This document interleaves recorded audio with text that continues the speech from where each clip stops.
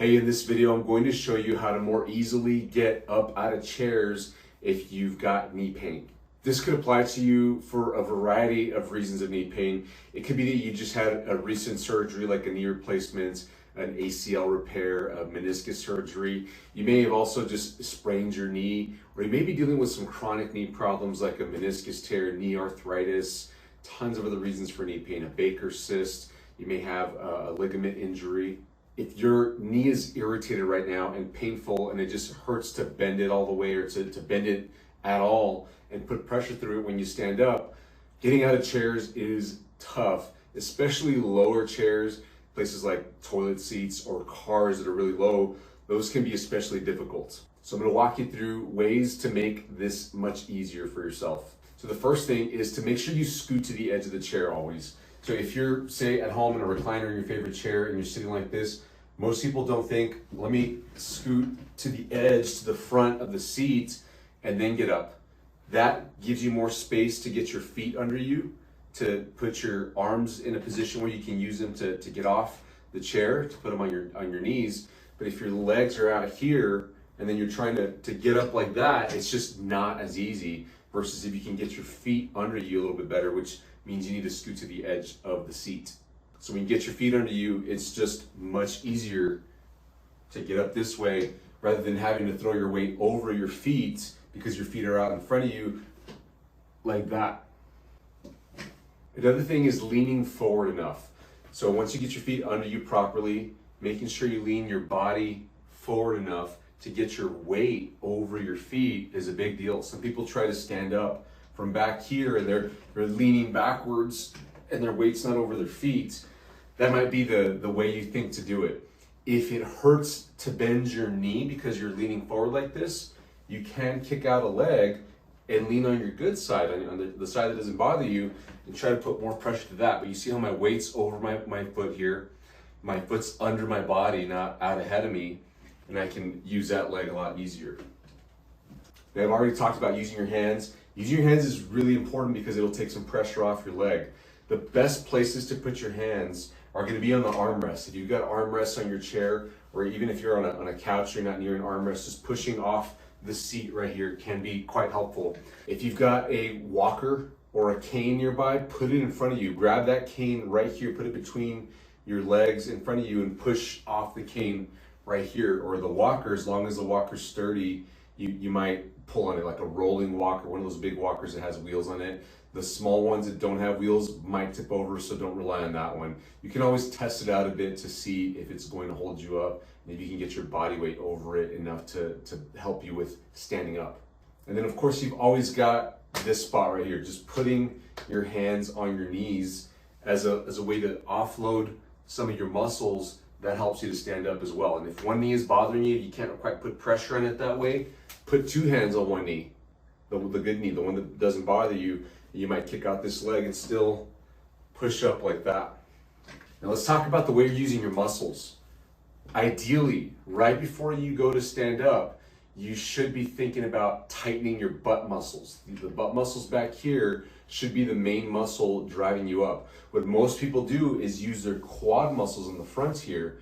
And if you've got a knee problem, when you use your quad muscles, it's going to aggravate your knee problem. That's the main reason why people get more knee pain when standing, and they look to avoid trying to stand up because it just hurts their knee.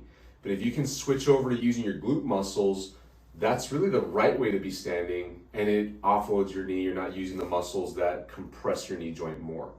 So the way this looks, because you might be able to stand up just like I am right now if your knee isn't too terribly bad. Of course, scoot to the edge, get your feet under you, open your knees up like this. If you're a lady, be modest, or make sure you're covered up, or ideally you're alone, it doesn't matter.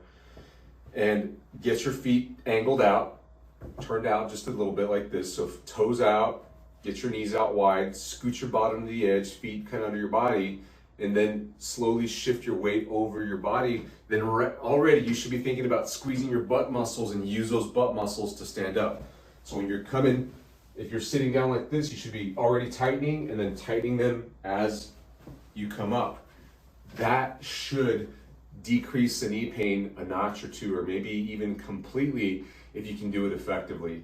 Now this does require that you have some glute strength, If you don't feel like you have any glute strength, then this may not work very well for you, and you may need to go be working on your glute strength so that you can get your knee pain better when standing up from a chair. If you don't have glute strength, it's going to cause you many, many problems going forward. So you got to go back and get that. That's often the root problem of many knee problems. Now, what if you can't bend your knee right? You don't have good mobility in the knee. It could be that you're suffering from arthritis, or you just had a surgery of some sort and your mobility just isn't great. You need to be able to kick out that leg. It's incredibly important that you just offload that leg, because you're not going to work on that leg in that moment. You don't have to worry about putting pressure through it. If your knee is stuck and you can't bend it, and it's just the way it's going to be right now, you need to be working on your knee mobility some other time, likely. Going to go stand up, like if you have to go to the bathroom and you kind of have to hurry over there, that's not the time to be working on your knee. Once you have 90% plus of the motion you're supposed to get in your knee, then I'd be okay with you putting some pressure on it to make sure that you're working that knee, that you're using it. But if right now, say you're just a few weeks out of having a knee replacement or some knee surgery, your knee's just not going to bend. Be relying on doing this kind of motion right here when you get up off the toilet, when you get in and out of a car, when you just go stand up from any chair.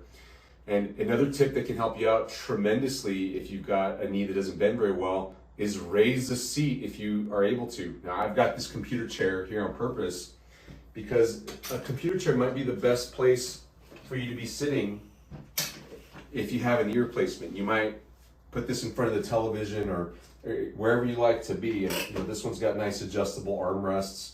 So whatever computer chair works for you, as long as you can elevate it up. At home, what you can do if you are sitting in a couch or your favorite chair and it doesn't have the ability to go up and down like this, is sit on pillows. Go get pillows from your bed. If you have throw pillows on your couch, get blankets, put something soft under your bottom to elevate you up from the normal level of the couch or the seat, so that when you go to stand up, now your knees aren't bent as much. You're starting from a higher place. So it'll be a lot easier for you to get up rather than it being way low here and you're having a harder time. Now, I always get the question, what about cars and what about toilet seats? Because cars, vehicles might be really low. Those are tough to deal with. The nice thing about cars is usually there's places for you to hang on to and hold on to. Your car might have a handle on the frame of the car. Your best bet is if let's say you're in either the passenger seat or the driver's seat of the car, you need to turn before you get up out of the car. So let's say that this is the front of the car, you need to turn your body after you open the door, of course, and get your legs right here and then grab the frame of the car to pull yourself up out of the car. If you're in the passenger seat, you might be this way depending on what country you're in. And what you don't want to do is get out like you normally would, where you stick one leg out and then you're trying to stand on one leg as you're standing up out of the car. You need to turn both feet out of the car, so scoot over and then get ready to hold the edges of the car, scoot your bottom to the edge. Think about opening up your legs, firing your glute muscles as you stand up. You might just have to modify to this whenever you're getting in and out of the cars for a short time.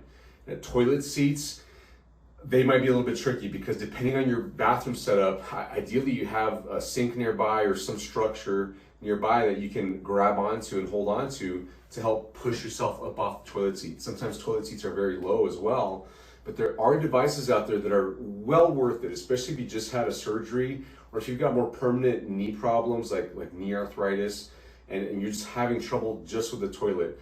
There's things called toilet risers. These are devices that go over your toilet seat and they'll add an extra few inches, sometimes 6 inches or more of height to your toilet seat, so you can still sit on the commode and do your business, but you're sitting higher and it's much easier to get up off the toilet.